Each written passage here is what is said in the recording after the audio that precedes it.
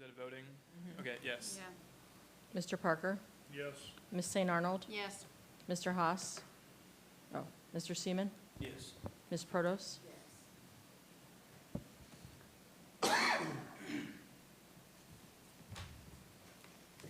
Mr. Attorney?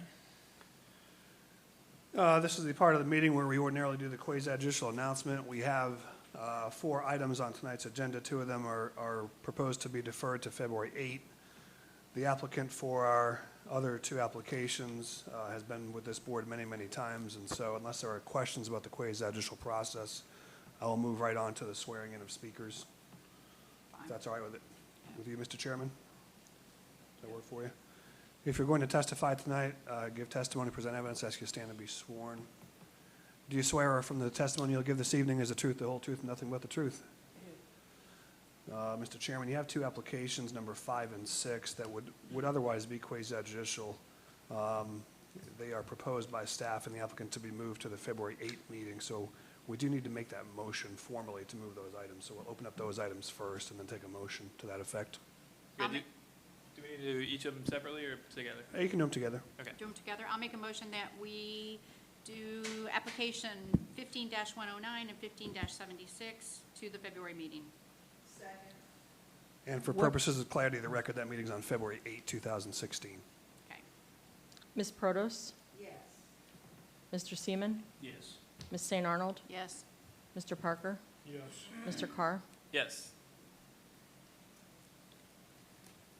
Moving on to the next item, number 7, application number 15-113, site plan for Eco Village. Okay, before we get started, we had some additional information that came in after your packets were already done. So I've basically put your staff reports and the resolutions that go with these 2 applications on blue paper for you so you can follow along. So the staff report and resolutions, I'm going to point out the sections that have changed when we get to the end of each one of the presentations so that you're aware of so we can clarify what's actually changed. But the bulk of what's in here has not changed since your packet went out. It's just small changes. I just included everything because it's easier to see it all at once on blue paper than to have you try to go back and forth between the white and the blue. Okay, I'm just trying to make it a little bit easier for you than switching back and forth. So we're going to stay right on the blue paper. So if everybody can get the staff report for application 15-113, give you a minute there. Should be on top.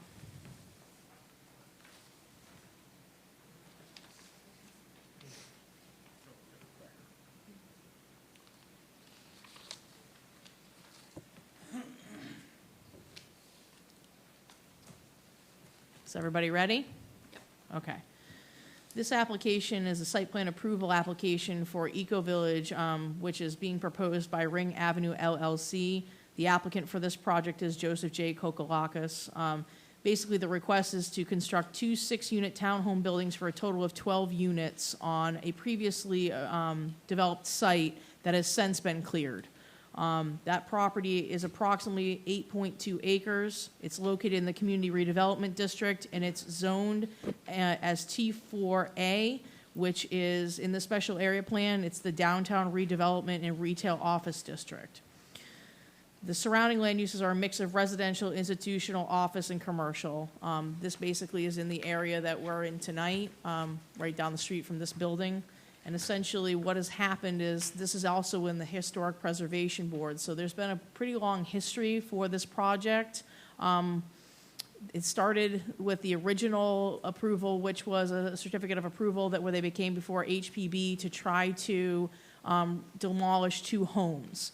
What was actually approved during that process was they were allowed to demolish 1 home after they tried to sell that home to somebody else where it could be moved in the district. They had a time that they did that, and they were asked to move the other home, and essentially the lot that the applicant was able to buy was literally across the street. So that's the bungalow that you saw move across the street a number of months ago, and that they've currently been working on the rehabilitation of that particular structure.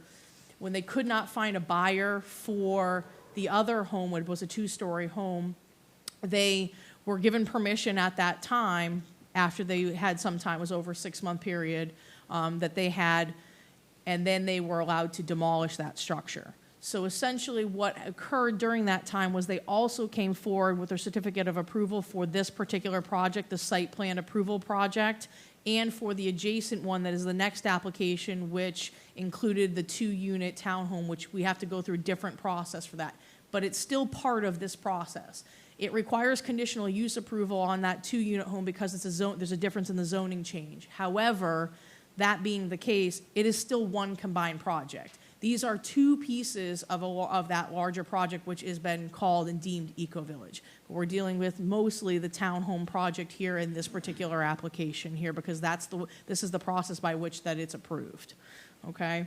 And essentially, under the background section on page 2, that's where the change is from the previous staff report. And essentially, this has to do with recognizing that the applicant has gone through some extraordinary processes here that we don't do every day with most projects. This is not a project because it's an infill development project. He's gone through a little bit more steps to get to the final product, which will be the eco-village constructed buildings once it's done. In recognition of that, basically what we've done is the staff is proposing to provide a developer-related fee credit of not to exceed $25,000 for the entire project. And that's basically recommended to the Board of Commissioners. We'll have to see if they're interested in pursuing that, but recognizing that the applicant has put a large sum of money into this project to make it and continue to make it a viable project. And with that, let me go to the next section here. That's the only change in the actual staff report is that information, just so you have that, so you're aware of that. Again, the eco-village project it consists of 2 real buildings. They're 6-unit buildings. They're townhomes. They're going to be 2 stories. They're located on the corner of Orange Street and Ring Avenue, and they're zoned for this particular use. Each of the townhomes has an attached, detached garage and 2 parking spaces. The project's going to be served by a private 20-foot public way in the rear running south to north, which is from Orange Avenue to Center Street. There is a sidewalk to be installed along Orange Avenue, and sidewalks do exist along the frontages of North Ring Avenue and Center Street. Essentially, the applicant, as part of the process working with HPB really expressed an interest in asking the applicant to provide that additional sidewalk on Orange, because right now there's not enough right-of-way for the city to put in a sidewalk there. Basically, the right-of-way goes to his property line. So the applicant, understanding that, decided to actually put that sidewalk on his property and provide public access along that sidewalk on Orange Avenue, and that basically completes the rings of the sidewalk along in front of that property. So it was a really interesting request from HPB. It would be more of something in line with what this board would ask for, but being that the applicant was willing to do that, we saw fit to include that as part of that request when he made that offer for HPB. That being the case, they're also doing this private easement in the rear. There was a previous alleyway back there. That alleyway that was actually back there was actually the Kokolakis, the applicant's building abuts this property, and they had been given a license to encroach years ago along that alleyway. And they've since asked for that alleyway to be vacated before this project came forward through the process. It has been vacated, so there's no longer an alleyway back there. So they're going to provide their own private driveway adjacent to where the alleyway once was that will serve this project, because all of the units are rear-loaded on that alleyway, okay? But it's a one-way alleyway basically from Orange to Center Street. Then on Center Street, you can either go north or south, or east or west, depending upon your desired direction. So that's the basics for the particular project. If you have specific questions, I kind of outlined everything here. They're meeting all of their setback requirements. They're providing front porches, which is the intention of your special area plan, is to encourage that pedestrian-friendly environment. They're providing the sidewalk that we don't currently have there. They've made some accommodations to the design of their thing to really fit the criteria for the special area plan. They've met all the concurrency requirements at this particular point, So at this time, staff is recommending approval. I do have a group of conditions that we can go through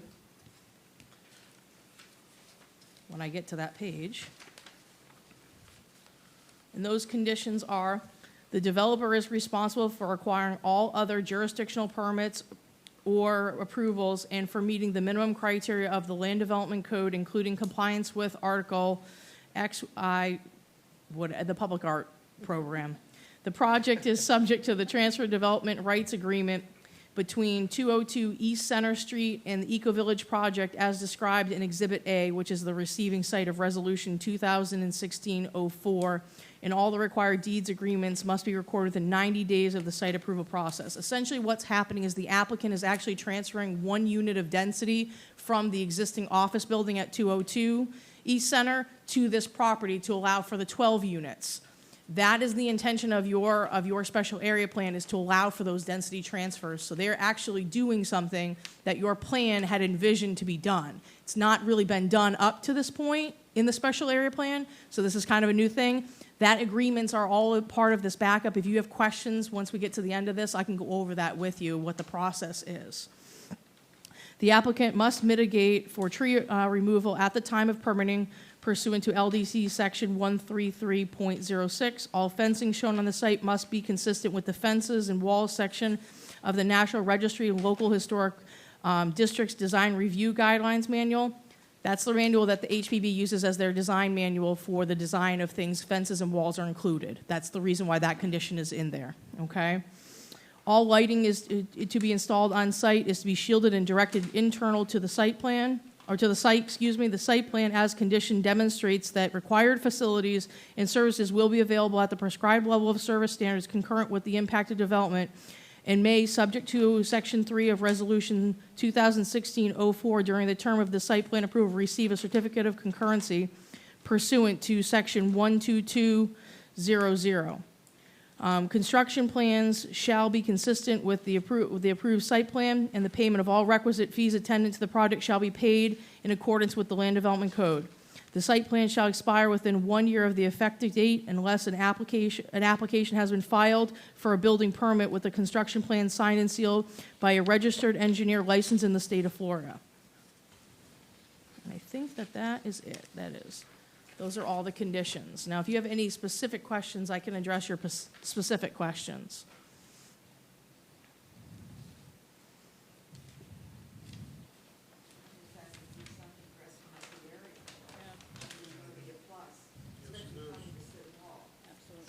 I agree.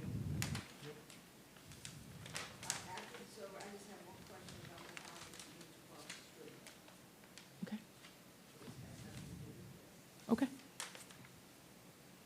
Any questions for staff anymore? Okay, with that, we can have the applicant, if he'd like to speak.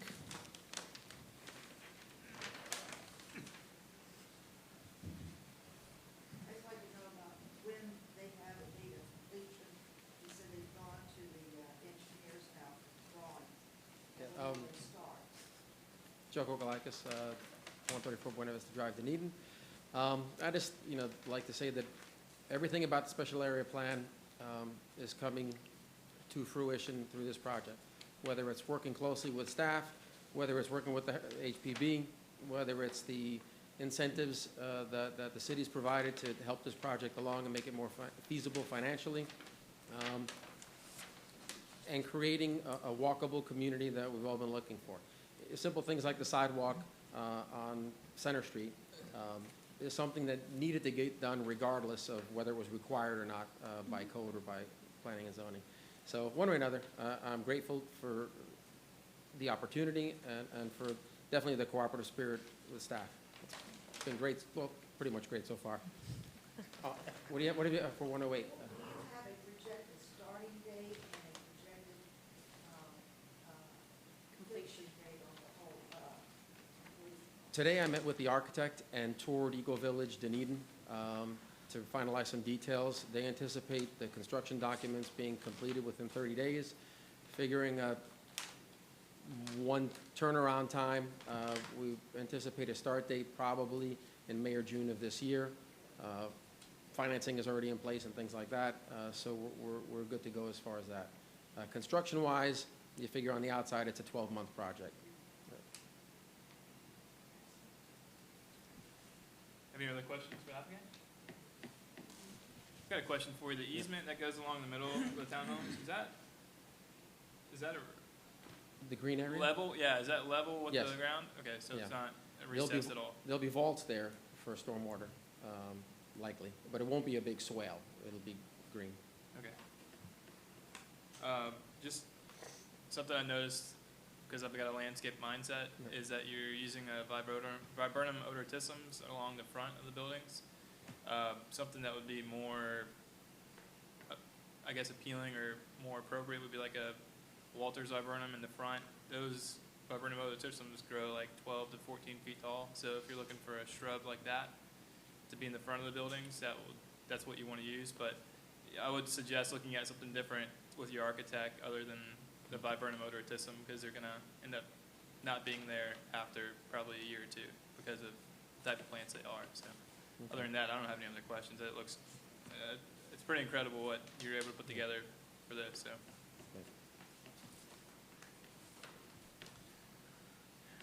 Any other questions? You want me to answer about, as far as the cottage we moved across the street? Oh, I just want to know, there was a sinkhole on that piece of property. Did you fill that up? Yes, well, the sinkhole was remediated, and the home is not on the sinkhole. It's I know, I it's noticed that, it's but I it's just wondered closer if to the you street. filled it up, 'cause that was the second time that sinkhole had opened up. The young lady, or the lady that grew up in that house, Alice Bradford, Mhm. and her brother are still in Tarpon, and they have just been thrilled that the house is being restored. And Because I grew up right there on Orange Street in Rose Avenue. That was our neighborhood. It was a very happy moment to stay, very happy. Well, thank you. And we're going to restore it with essentially the same finishes as we anticipate using in the townhouse. Same windows, same cabinets, same countertops and appliances, and the way you use it as almost a model home. Well, Until if you ever have an opening here, I'd certainly like to give you their name, so you can come and see it. Thank They you. ride by every day, they're just thrilled. Thank you. Oh, sorry. They don't want to hear me. do you have any other questions? Okay, I think we could open the floor for motion. Are we ready for a motion?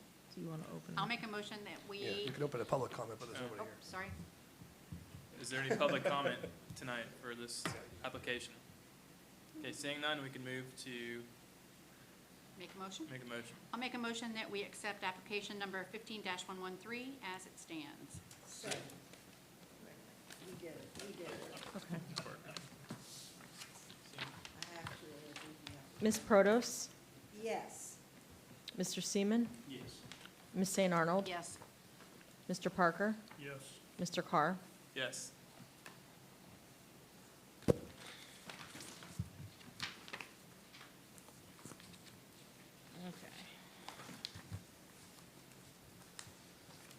Okay. Moving on to the next application. Again, this is application 15-117, Ring Avenue LLC. It's Resolution 2016-01, and essentially what it is it's requesting a conditional use to allow construction of a two-unit attached single-family dwelling on property located at 207 East Center Street in the conditional residential mixed 7.5 district. And it provides for findings, provides for conditions, provides for effective date. That's essentially the header for your resolution. In this application, again, the applicant is Joseph J. Kokolakis. Essentially, what they're requesting is a compatibility determination by this board that an attached home would be consistent with the other uses, residential uses in the or actually the whole neighborhood uses, not just the residential, because you have a mixed use area here. Essentially, what's happened is this lot is the first lot outside of the special area plan. Okay, it's adjacent to the special area plan, but it's not actually within the special area plan. The applicant had originally requested 3 units on this property, of basically single-family detached units, with separate detached garage, very similar to the project overall. However, HPB had some concerns with the detached garages going along Center Street, and so they basically gave the applicant some direction to come back with some other design. The applicant and I then sat down and kind of thought, all right, well, what can we do? What's the possibility? And they asked about the opportunity to do attached housing. Well, this particular district does allow for attached housing. They decided to eliminate one of the units, ask for a 2-unit building instead of a 3-unit building, and then combine the driveway so there's only a single access point for the combined home. So again, the garages will be on the rear of the property. In this case, they'll be attached to the house instead of being detached like they are on the townhome project. But it allows for that single connection point. It's more consistent with what's actually allowed in the special area plan and what you actually see in the historic district in this area. You have a lot of alleyways and things that traditionally had been used as the vehicular access points for a lot of your historic homes here. It's a more recent trend to have that driveway in the center. That started in the 50s, really, when cars became really easy to get.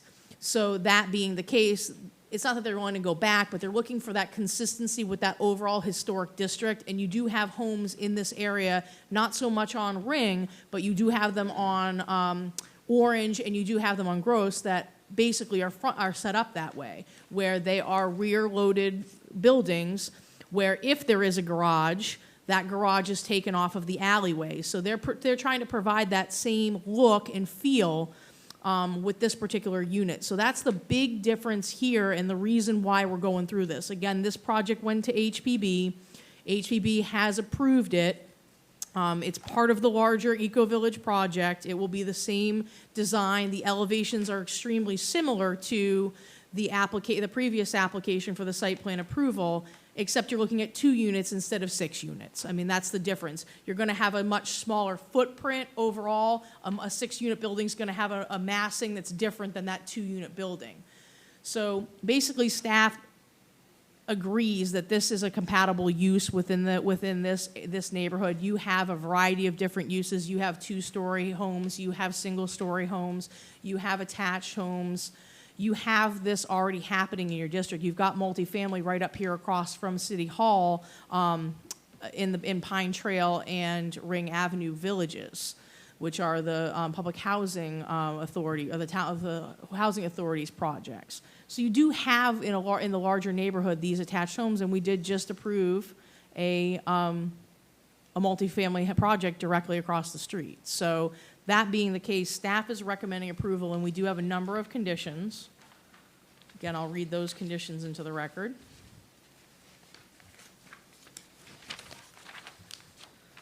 The developer is responsible for acquiring all other jurisdictional permits or approvals and for meeting the minimum criteria of the Land Development Code. The applicant must mitigate for tree removal at the time of permitting pursuant to LDC Section 133.06. Any lighting to be installed on site is to be shielded and directed internal to the site. The site plan as conditioned demonstrates that the required facilities and services will be available at the prescribed level of service standards concurrent with the impact of the development and may, during the term of the site plan approval, receive a certificate of concurrency pursuant to Section 122.00.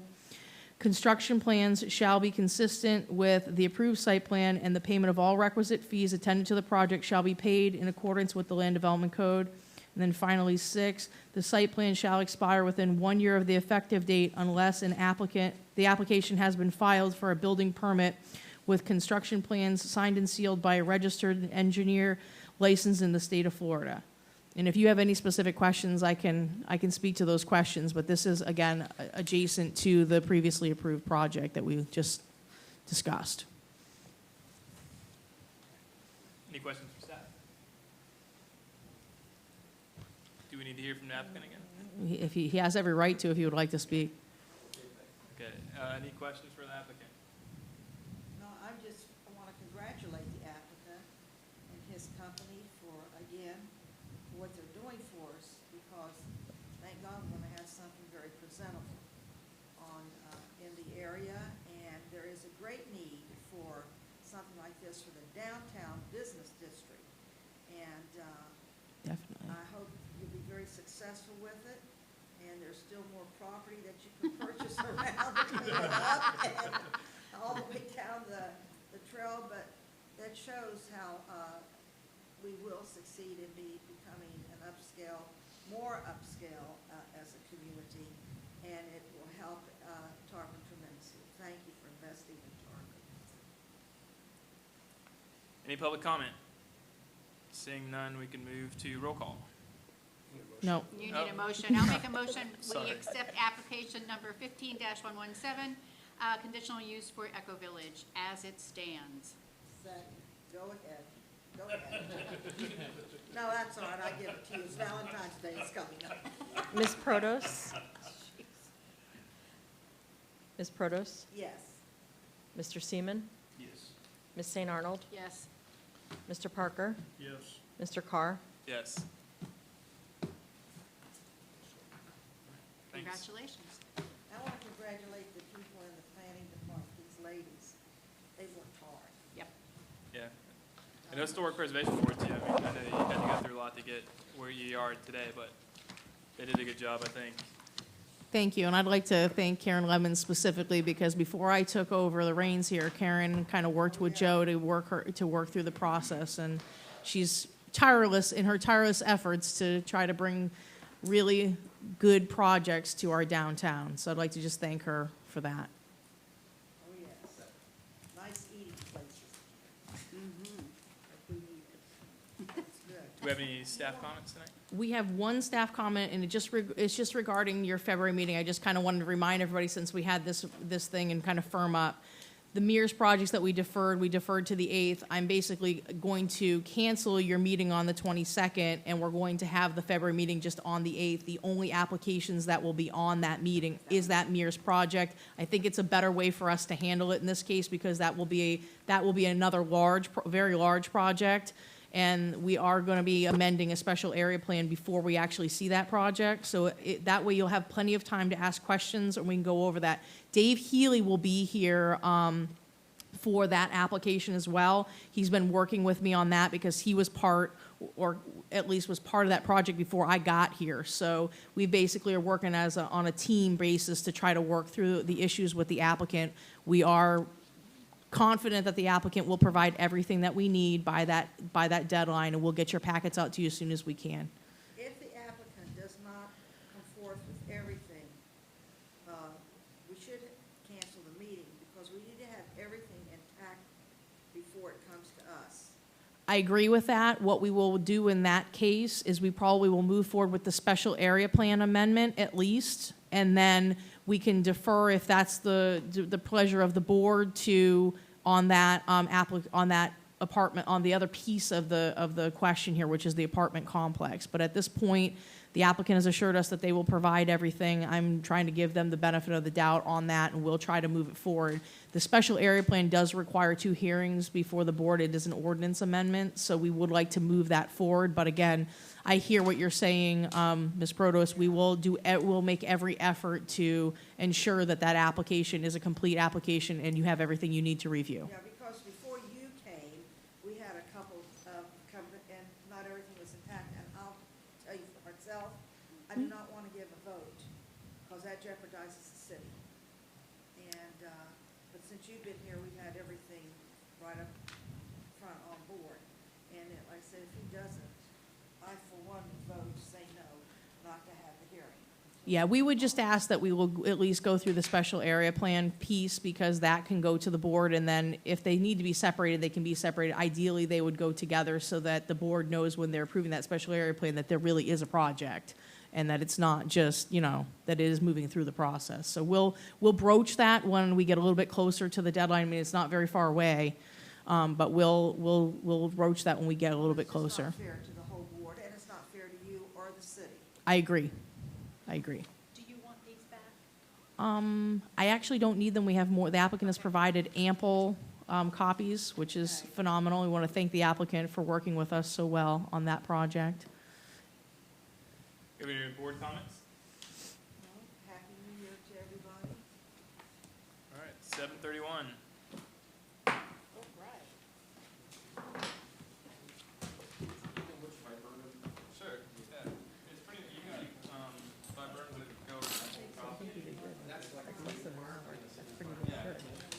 do that tomorrow night. There's a bunch of different types of viburnums, And I and told that's, them, Well, we that have particular Tarpon viburnum first. tends to go tall and it's really, Yeah, I know, I've got them on my house. they get really leggy in the bottom too, so you. They told me it wouldn't record over our last meeting if I just pushed record, so. But there's a native one called Walter viburnum. If they didn't, you're gonna be in big trouble. You're gonna be I was punishment. following, I read the instructions, because I asked them if we should dump this before. She said no, she'll dump it tomorrow. Okay. well, when you come home, you If never. you messed it up, if you messed it up, then I guess you just want to go for free. Well, on this floor, so you can see the church, you can walk down the trail, and go to